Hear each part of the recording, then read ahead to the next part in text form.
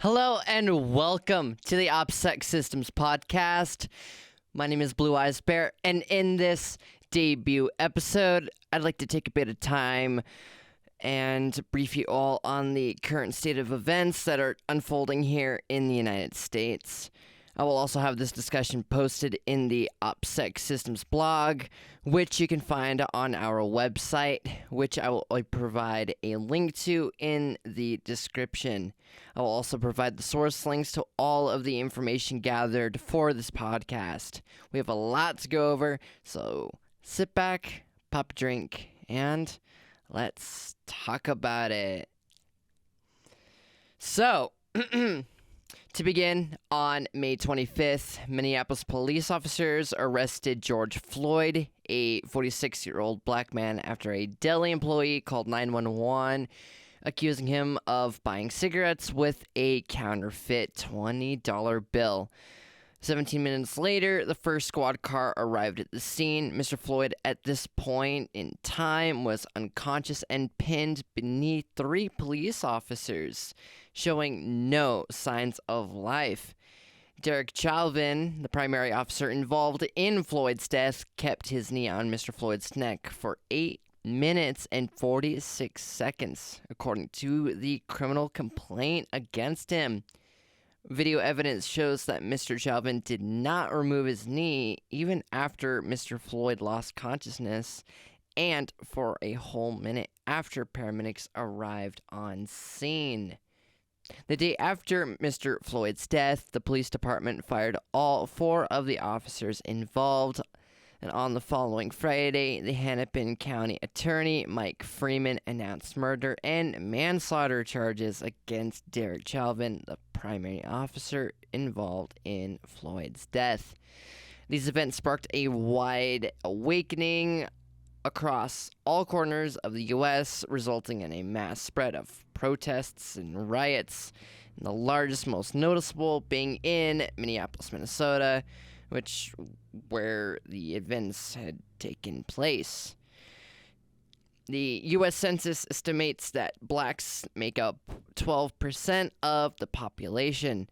However, from 2015 to 2019, they accounted for 26.4% of those that were killed by police under all circumstances.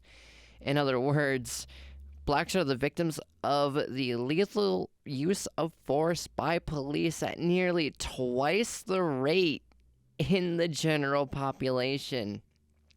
Whites make up for the majority of victims of police use of lethal force, being 50.3% from 2015 to 2019. However, they also currently make up the majority of the population, being 61%.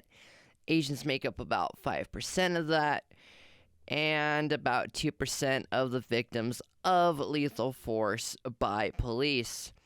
Hispanics make up 18% of the U.S. population and just over 18% of the victims of the use of lethal force by police, while Native Americans make up only 1% of the United States population and 1.7% of the victims of the use of lethal force by police.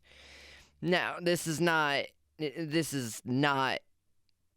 by any stretch of the imagination about me, but that series of statistics alone is supremely unnerving to me, given that I myself am an indigenous individual.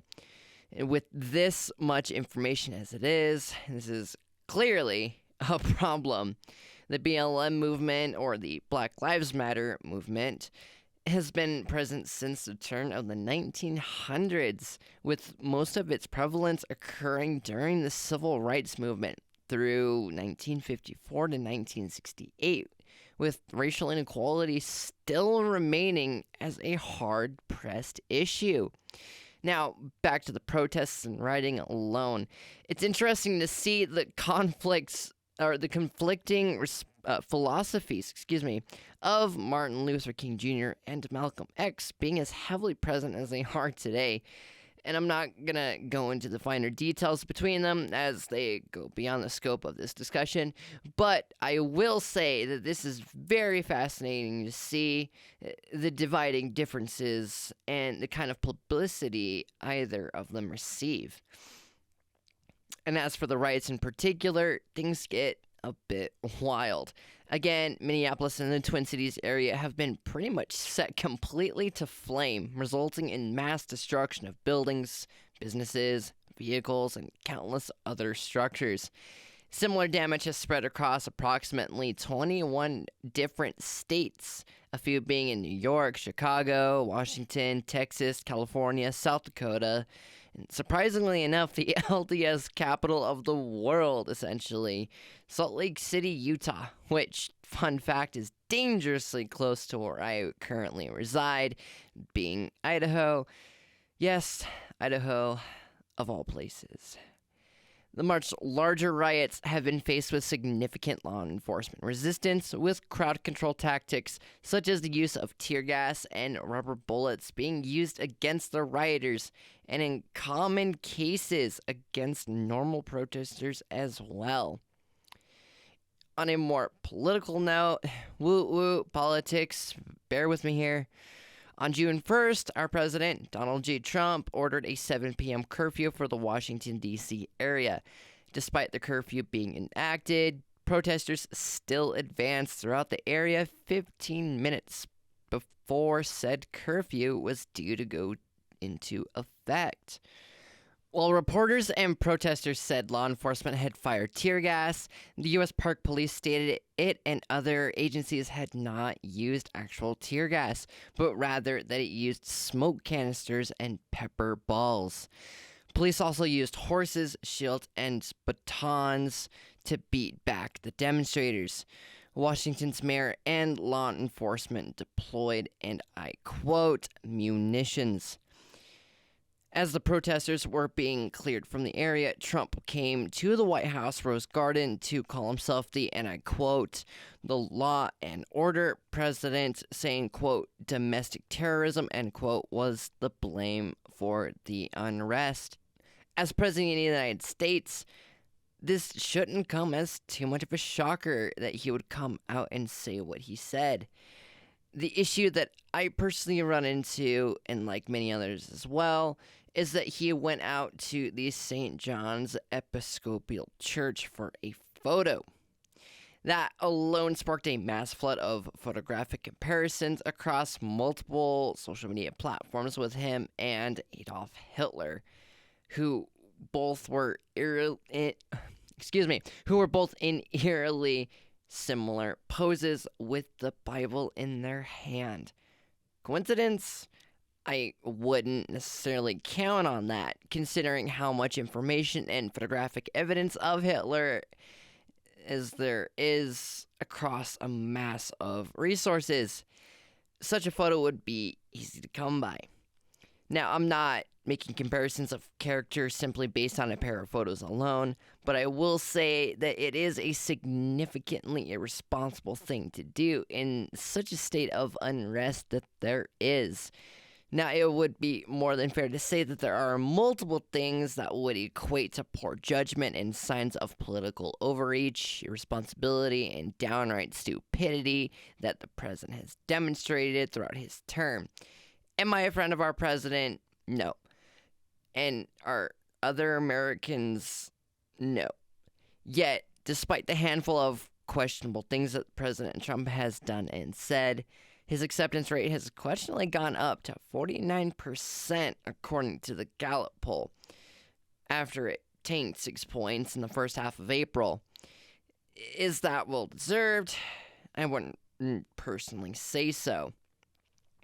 Now, in regard to the aforementioned curfew that was placed in D.C., other states have begun to establish curfews of their own, a few to name being in Minneapolis, Minnesota, and Atlanta, Georgia, Cleveland, Ohio, Chicago, Illinois, Los Angeles, California, California, Arkansas, Louisville, Kentucky, New York, Philadelphia, Pennsylvania, and Phoenix, Arizona. These have been enacted to reduce the looting and arson presence as riots have spread and escalated. All in all, thus far, it would be fair to say that the current state of events would best be described as an absolute shit show. I'm not one to necessarily mince words, especially in this case, because that's exactly what it is. Now, secondary to this, even though the outcomes of this in particular are far heavier in a much larger sense, we are in the dead center of a pandemic. In December of 2019, the SARS-CoV-2 virus was found to be spreading in Wuhan, China, due to a bat product which was carrying the virus had been consumed by an unknowing buyer. A majority of the publicity came from its spread aboard the cruise liner, the Diamond Princess, which was returning from Japan. The SARS-CoV-2, or more commonly known as COVID-19, or simply coronavirus, has been known to have clear nicknames such as the beer flu, since it has the name that of the light beer, Corona, the Rona, and the boomer flu, since it more commonly affects people of an older age bracket. However, the term coronavirus actually relates to a family of sicknesses with a similar genetic makeup. One of these sicknesses is the notorious SARS strain, which had an outbreak of its own in 2003, which was initially reported in Asia and had a total infection count of 8,098, with a total death count of only 744 of those 8,098 infected. The SARS strain had spread to North America, South America, Europe, and Asia before it was contained.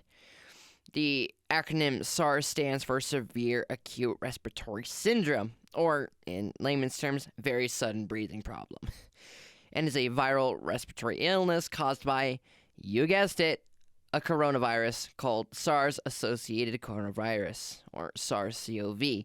The whole term SARS-CoV-2 and COVID-19 mean that A, this is the second severe acute respiratory syndrome, hence the number 2, and B, this is a particular strain of coronavirus that happened to appear in 2019, hence the 19. Now, understand I'm not an epidemiologist. I will never claim to be one. However, the information is out there, and it is in my personal opinion that it would be a behooving series of facts that are far more than just beneficial to verse yourself in giving the prevalence. After all, we're in the middle of a fucking COVID-19 pandemic. So, take that for what it's worth. Currently, as of Monday, June 8th, 2020, there are 6,799,713 confirmed cases worldwide, 1,977,899 of those being in the U.S. alone, while 527,896 of those infected have recovered, and 112,054 of those infected have died from the virus. Now, if we compare apples to apples, that's a 199.524% difference between the initial SARS outbreak in 2003 versus the novel or new SARS-CoV-2 or COVID-19 outbreak that we are currently sitting locked up in purgatory to avoid. That is farther than absolutely asinine. I'd say this is something right out of something like the 2002 film 28 Days Later or the 2011 flick Contagion. Now again, this is a problem, obviously, and a good handful of people are resisting against the social distancing measures that have been set in place by the CDC, which right off the bat is outright stupid and irresponsible given the conditions and the risk factors, along with spreading an already formidably easy virus to transmit that, by the sounds of it, because I have not seemed to have contracted it, or I'm simply asymptomatic, either way, it sounds like an absolute nightmare to have. And I, as a matter of fact, was given a first-hand report from my own mother, who stated that she was 99% sure she had come down with the virus from what her doctor told her based on the symptoms. Now, my mother is an absolute warrior, and this thing kicked the shit out of her. So, right then and there, after it had hit home for me, I knew it was definitely time for me to increase the measures that I had been taking to prevent myself from potentially experiencing the wrath of such a demonic ailment or unknowingly spreading it to someone else who could realistically pass away from it. I may never know what happened, but I shake in my moccasins just at the very thought of being responsible for the death of somebody in that manner. Shit, man.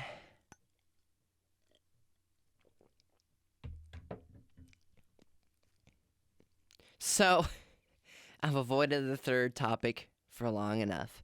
For those of you in the Second Amendment community, you will know exactly what I'm talking about. For those of you who aren't, stay with me here. This is where things get both humorous and concerning at the exact same time. There's a widespread term across the Second Amendment community, and this term being the boogaloo. It is also known as the big igloo or the big luau. For the sake of simplicity and ambiguity, I will continue to use the term boogaloo throughout the rest of this conversation. Now, for those who have no flippin' clue what the boogaloo is, well, allow me to finally explain. The boogaloo is where libertarian forces will take up arms and wear Hawaiian shirts to defeat a totalitarian government.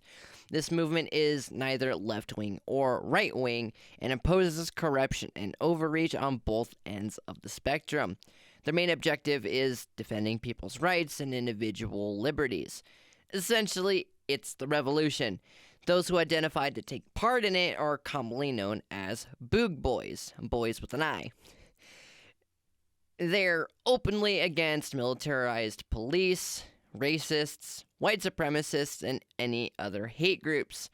They hold the belief that everyone has the right to individual freedoms, regardless of race, religion, gender, and sexuality, which is exactly what Opsec Systems stands for as well. That they are here to protect that freedom by use of force. All of that and one rather, again, humorous trend for those who plan to participate in the boogaloo is wearing Hawaiian print shirts. Yes, Hawaiian print shirts. But there is actually a clever representation for this. The Hawaiian shirt's vibrant colors and patterns are to represent the freedom, diversity, individuality, and the all-inclusiveness of the movement. In other words, the Aloha print welcomes everyone. Now, with the rapid declination of America, the boogaloo seems to be nearing at a very fast pace.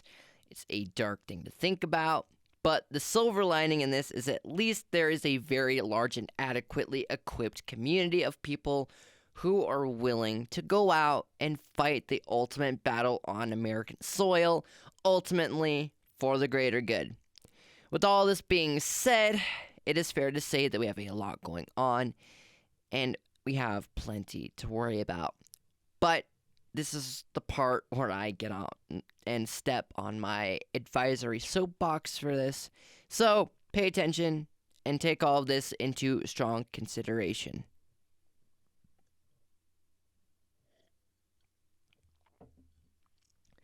I ask one question.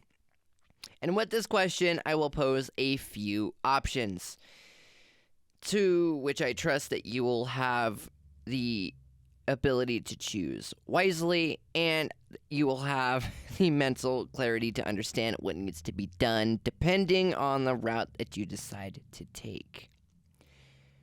My question to you is this: what are you going to do? Are you going to take direct action, or are you going to take indirect action? Taking direct action entails stepping forth and attending your local protests. I would highly advise against rioting at this moment, simply because it's not the philosophy that I wish to spread. Rioting has a time and a place, and as we move forward from today, I suggest we wait to burn shit down until the conversation for change has long since expired. Now, if you're here to take indirect action, that would entail educating yourself and those around you by spreading correct and accurate information that is relevant to the situation at hand. And I beg you, please, for the love of that all is yummy and tastes like pastries, don't believe a single thing that you see on social media, especially the mongrel giant that is Facebook. Facebook is a cesspool of false and misleading information. So, before you take something as a gospel truth, don't be a Karen. Check your sources, check the dates, check when the info was last updated, and pay attention to the info and or data that you were being provided. That is how bullshit is spread, and that is how problems are created. In conclusion, we are in a very tense state of civil unrest, and America is on its knees, weeping for it all to stop. We are all in this together, and I believe that we can rise above and come out of this stronger and far wiser and better versed for potentially worse situations in the future, should they rear their ugly ass heads. And that is all I have for you guys today. Thank you so much for joining me, and I am looking forward to seeing you guys in future podcasts. Please consider subscribing to the Opsec Systems YouTube channel, as well as visiting the Opsec Systems website once it is up, as it is a wealth of information that exceeds these podcasts. So keep an eye out for that. This is Blue Eyes Bear signing out. Stay safe, stay sharp, and have a pleasant day. Thank you.